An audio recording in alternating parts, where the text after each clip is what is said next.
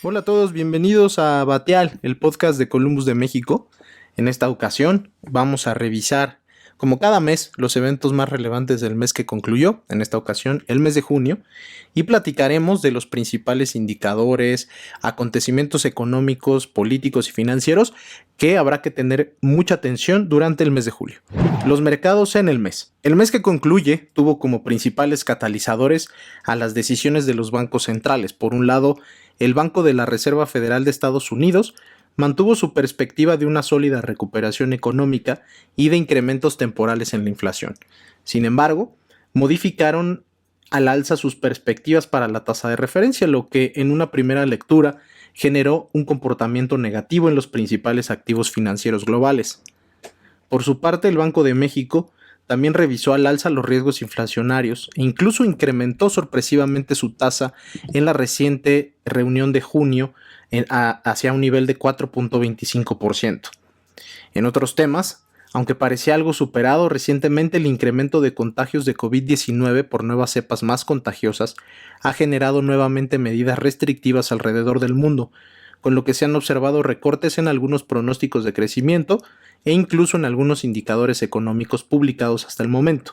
Y de esta manera, también se ha reducido de cierta forma el riesgo de mayor inflación que había estado ocupando las primeras planas durante mayo y junio. Durante este mes que terminó, los índices accionarios mantuvieron las ganancias que habían mostrado en meses anteriores. La diferencia durante este mes es que se perciben en el futuro próximo algunas complicaciones para que se mantengan los rallies en las bolsas globales. La percepción de un mayor nivel de tasas afecta la evaluación de activos riesgosos, como son las acciones, por lo tanto en algunos casos se percibió un comportamiento menos optimista y eso generó que incluso para algunos activos como la Bolsa Mexicana de Valores tuviéramos un mes negativo. Al cierre del sexto mes del año, el Nasdaq avanzó 5.5%, el índice global AGWI 1.2% y el IPC retrocedió 1.2%. Por su parte, la curva de rendimientos en dólares mantuvo la tendencia de aplanamiento. La expectativa de que la Fed incremente sus tasas se moderó tras las últimas minutas del Banco Central, pero la posibilidad de que se normalice la política monetaria con una eventual reducción en las compras mensuales de activos llevó a los plazos más largos a reducirse.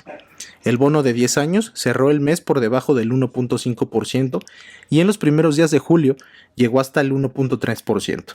En la curva en pesos también se observó un aplanamiento moderado, aunque tras la decisión sorpresiva del Banco Central en junio de subir su tasa, el bono a 10 años vio su tasa subir hasta más de 40 básicos. La coyuntura antes descrita también se reflejó en las divisas. El dólar rompió su reciente tendencia de bajas y ello lo llevó a apreciarse contra casi todas las divisas.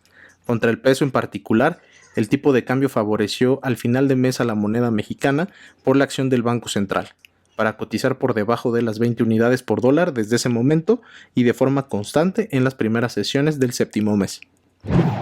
¿Qué esperar en julio? Mientras las perspectivas de crecimiento en países desarrollados continúan siendo sólidas y el Fondo Monetario Internacional y la OCDE anticipan un crecimiento en el PIB en Estados Unidos de hasta niveles entre el 6.5 y el 7%, los indicadores observados entre los meses de mayo y junio han mostrado una menor aceleración a la esperada.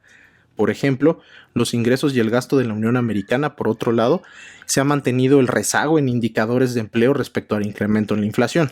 De esta manera, se mantendrá tensión en el dinamismo de datos adelantados, como la confianza del consumidor del lado de la demanda y el ISM y PMI de manufacturas y servicios del lado de la oferta, para poder anticipar si de cara a reuniones importantes de la Fed en agosto y en Jackson Hole pudieran anunciarse medidas de normalización monetaria por parte del Banco Central estadounidense.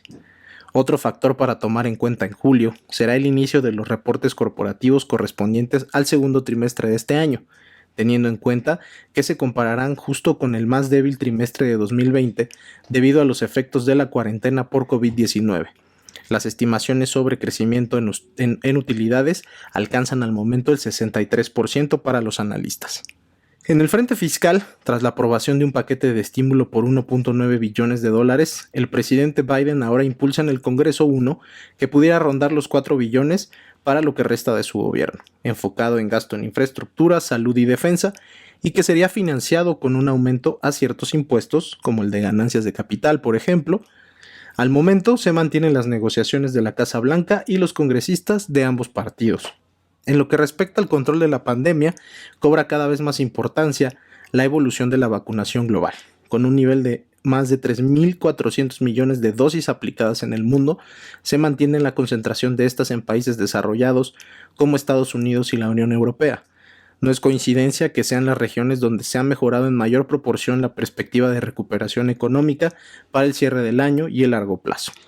Las complicaciones de vacunación en países emergentes como la India y Brasil han generado incrementos nuevamente en contagios de coronavirus, ahora con nuevas cepas de más fácil transmisión, como la Delta o la Delta Plus, que incluso han pasado a ser el foco de nuevas olas en países como el Reino Unido. De ahí que en recientes reuniones del G7 se considerara prioritario el envío de vacunas a estos países en Asia, Latinoamérica y África, y eso permita un mayor nivel de inmunidad a nivel global. Un factor estrechamente ligado a la recuperación de la economía ha sido la volatilidad de los mercados financieros por el alza de las perspectivas inflacionarias. Como se mencionó antes, entre mayo y junio dichos pronósticos han sido contenidos por algunos indicadores menos optimistas a lo estimado, y esto se ha reflejado en la cotización de los activos financieros, como las tasas de interés, que se moderaron de forma generalizada.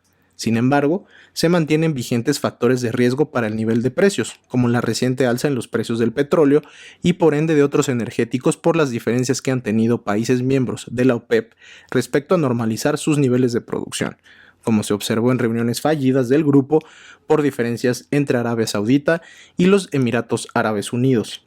En el caso de la economía mexicana, de corto plazo se aminoraron los riesgos políticos tras la elección del 6 de junio, donde, como se esperaba, la tendencia de voto disminuyó para Morena, balanceando la conformación de la Cámara de Diputados e imposibilitando que el partido del presidente y sus aliados puedan llevar a cabo modificaciones en la Constitución de forma unilateral. Por lo pronto, se mantiene un entorno internacional favorable que impulsaría la economía local a través de una demanda externa robusta y entrada de remesas, además de la entrada en vigor del TEMEC, adicionalmente con unas finanzas públicas justas, pero sin mayores sobresaltos al momento. La calificación crediticia del país mantiene el grado de inversión, con una reciente ratificación por parte de Standard & Poor's. En lo que respecta a plazos mayores, tras la elección, Morena mantiene la mayoría necesaria para mantener control presupuestal. En ese sentido, se destaca la incertidumbre generada por políticas orientadas a impulsar el sector energético, aunque al inicio del año, las relacionadas con la industria eléctrica y CFE e hidrocarburos se detuvieron de forma indefinida. El otro objetivo del gasto se centraría en los programas sociales de esta administración.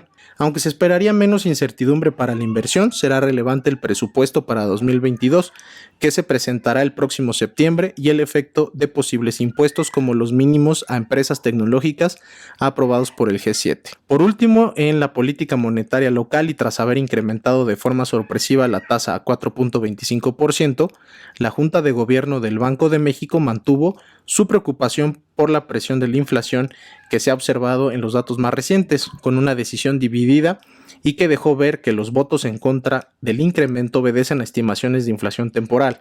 Sin embargo, con la inflación en junio alcanzando 5.88%, se anticipa que si la tendencia hacia el cierre del año no cumple los pronósticos del Banco Central, la probabilidad de más incrementos seguiría siendo alta, incluso con estimaciones de entre 2 y 3 aumentos de 1/4 de punto antes de que termine el año.